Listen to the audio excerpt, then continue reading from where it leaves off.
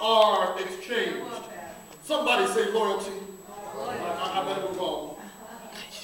God has sought, and we ask God to bless this new union. Weddings are a time of photographs and receptions and toasts and honeymoons, and the hope that this newlywed couple will live happily ever after. In almost every case, the marriage of two people sparked joy and celebration. Now, Brother Morton, I know you noticed that I said almost every opportunity. Almost every couple is celebrated.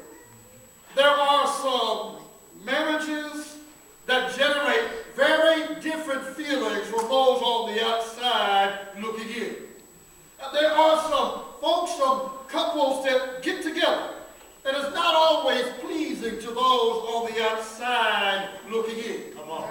And in our text, this 12th chapter in the book of Numbers, we see that there are some on the outside looking at Moses' marriage, and they have something to say. Now, don't raise your hand, don't lift your eyebrow, but have you ever received news that two people have decided to get married, and you thought to yourself, what in the world are they thinking? Don't raise your hand. Have you ever got news that perhaps your loved ones have decided to hook up and get married to somebody, and you said, you must be kidding me? Have you ever thought to yourself, what in the world are they possibly thinking? I almost raised my hand. It seems like Aaron and Miriam, the brother and sister of Moses, were not pleased with the choice the brother made on who he elected to marry. The text says it rather plainly. Miriam and Aaron spoke against Moses because of the Ethiopian woman that he decided he would marry.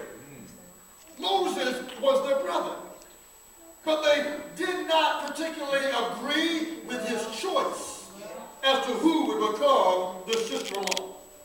It's interesting to me, Reverend Lawson, the Bible does not name this Ethiopian wife. The Bible does not tell us anything about her beyond the region she came from. It doesn't say why these siblings had a disdain or dislike for this Cushite woman. Cushite is what we now call Ethiopians. Can I do an early footnote? Do you mind? I need a footnote for Bible scholars. Numbers chapter 12 begins with Miriam and Aaron criticizing Moses because he married an Ethiopian or a Cushite woman. And this causes some tension in the text because the book of Exodus says that Moses had married a Midianite woman by the name of Zipporah. There are some Bible scholars who got it wrong, who say that the Ethiopian and Zipporah, the Midianite, were the same women. Not so. They were two separate women. Now, I don't know what happened to Zipporah.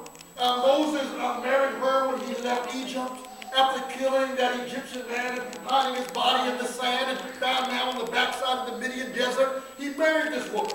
So I don't know if Zipporah now had taken her two sons and gone back home to daddy while Moses was doing God's business. Or perhaps Zipporah had already died when Moses had married this other woman. We don't know.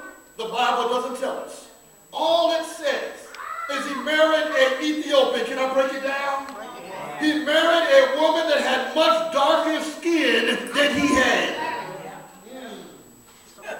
I'm always amazed at how much we know about Moses, but we don't recognize that particular cause or instance that transpired in his life. Moses was used to being blamed. If there was no food, they blamed Moses. If there was a lack of water, they blamed Moses. If there was no meat, they blamed Moses. If the chicken died, they blamed Moses. They even blamed Moses for delivering them out of slavery. When the Israelites complained and criticized Moses said, I understand I'm a leader, and he was able to take it. However, this criticism came from his family and his closest friends. And can I tell you, mother, that the worst kind of hurt in our hearts comes from the family members